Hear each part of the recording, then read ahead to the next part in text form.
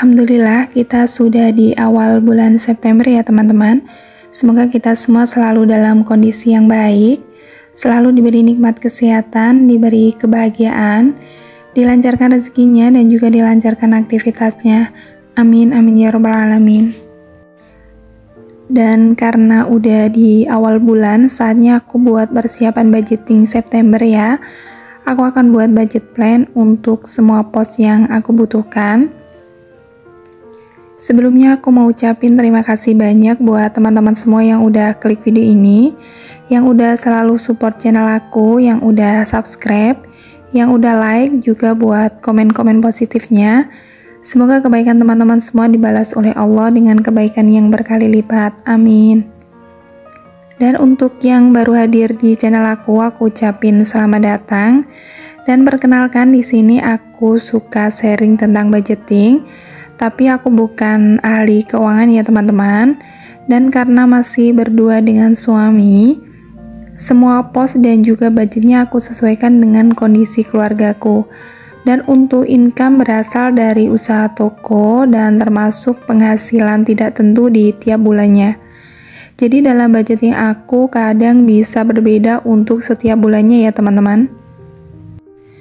Seperti biasa ini aku udah bikin tabel ya, jadi biar mudah aja saat evaluasi nanti. Untuk tabelnya aku bikin 3 untuk pengeluaran tidak tetap, lanjut untuk pengeluaran tetap, dan juga untuk tabel sinking fund.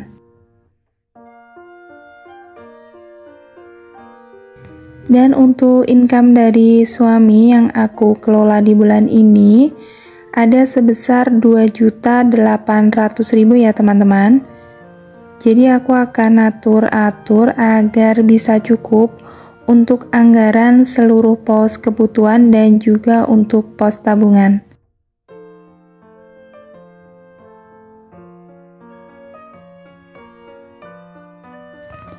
Pertama, aku akan isi dulu untuk pos pengeluaran tidak tetap. Untuk tabel ini berisi pos-pos kebutuhan ya. Untuk kebutuhan setiap orang atau keluarga pasti berbeda ya teman-teman. Untuk kebutuhan ini kita harus belajar untuk bisa membedakan mana yang termasuk kebutuhan penting, kebutuhan mendesak, kebutuhan tidak penting, ataupun kebutuhan tidak mendesak. Dengan begitu kita bisa lebih mudah untuk mengatur keuangan atau mengatur anggaran di setiap bulannya dari penghasilan yang kita dapat atau kita terima. Dengan begitu kita akan berusaha untuk mendahulukan untuk kepentingan yang memang dirasa penting dan juga mendesak.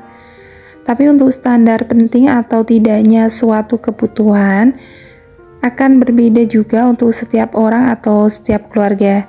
Jadi mungkin bisa dicoba untuk ditulis dulu kebutuhan apa aja yang dirasa penting dan juga mendesak, mungkin bisa didahulukan, dan yang nggak terlalu penting mungkin bisa di skip dulu ya teman-teman. Jadi jika dirasa income-nya itu nggak cukup, bisa dipilah untuk didahulukan kebutuhan yang dirasa penting. Atau bisa jadi pilihan juga untuk menambah penghasilan atau extra income.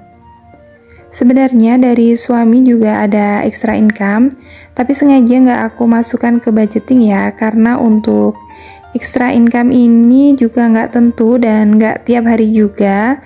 Jadi untuk extra income ini biasanya kami menggunakan untuk pegangan aku dan suami. Jadi nantinya bisa untuk kebutuhan di luar budgeting yang kita buat di tiap bulannya.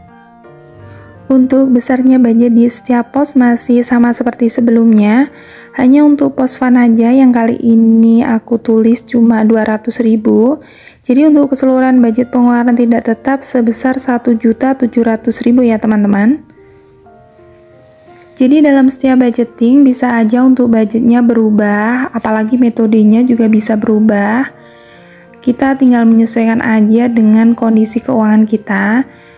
Dan untuk tabel pengeluaran tidak tetap udah terisi semua, lanjut aku ke tabel pengeluaran tetap.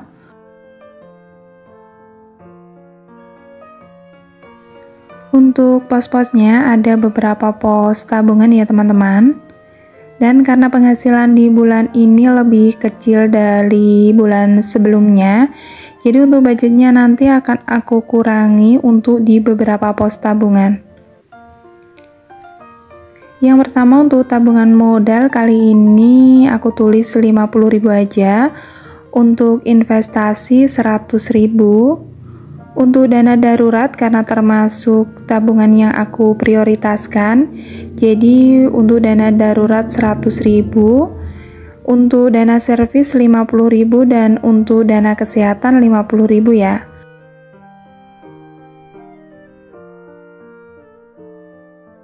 Lanjut untuk sinking fund 500.000, untuk dana sosial 200.000, dan untuk pos yang terakhir iuran 50.000. Dan total keseluruhan budgetnya sebesar 1.100.000. Jadi jika ditotal sama keseluruhan budget untuk pengeluaran tidak tetap, jumlahnya benar ada 2.800.000 ya teman-teman, sesuai dengan income yang aku tulis di awal tadi.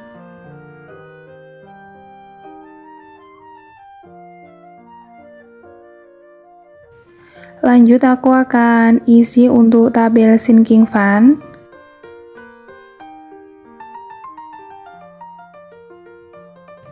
Untuk sinking fund ada pos alokasi yang pertama untuk dana hari lebaran. Di sini untuk dana hari lebaran aku bikin target sebesar 1.800.000. Lanjut yang kedua ada dana renovasi rumah, untuk targetnya sebesar 5 juta. Yang ketiga ada dana kurban, ini targetnya 3 juta. Dan yang terakhir ada dana liburan dengan target sebesar 1 juta.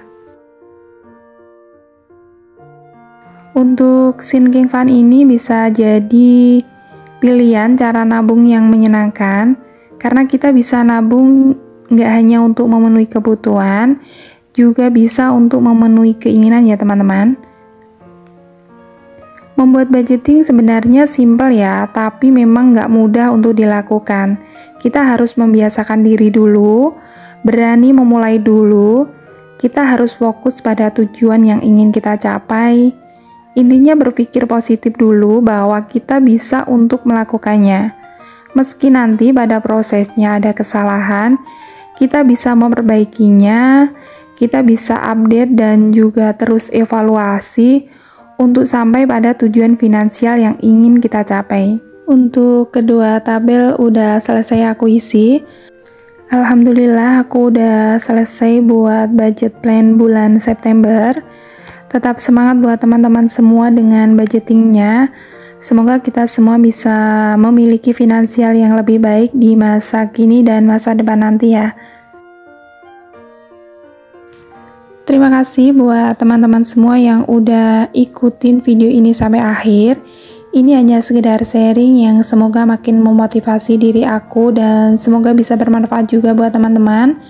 Mohon maaf bila ada salah-salah kata, semoga teman-teman suka dengan videonya. Tetap semangat dengan segala rutinitasnya. Sekali lagi aku ucapin terima kasih banyak buat semua supportnya. Jangan lupa untuk selalu bersyukur dan juga bahagia. Sampai jumpa di video berikutnya. Wassalamualaikum.